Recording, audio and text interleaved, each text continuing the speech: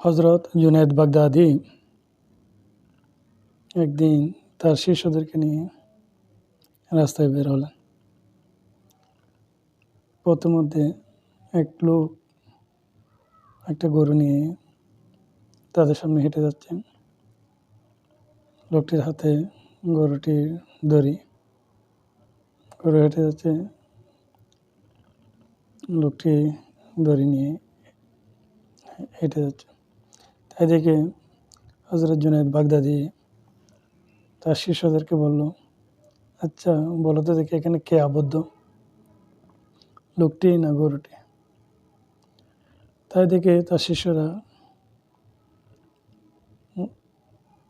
সহসাই বলে দিল, এখানে গরুটি আবদ্ধ, গরুটি লোকটিকে অনুসরণ করে হেঁটে যাচ্ছে।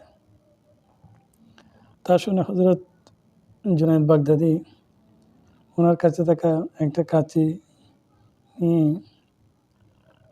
গরুর গলায় আবদ্ধ থাকা দড়িটি কেটে দিলেন। সাথে সাথে গরুটি দিল দৌড়। আর যে লোকটার হাতে দড়িটা ছিল সেও গরুর পেছনে পেছনে দৌড়াতে লাগলো।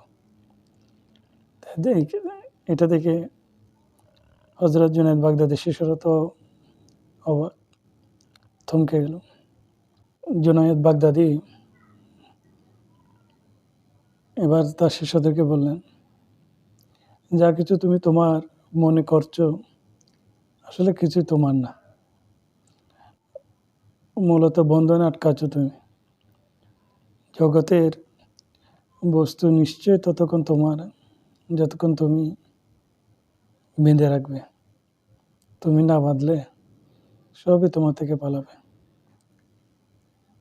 ঠিক ওই গরুটির মতো।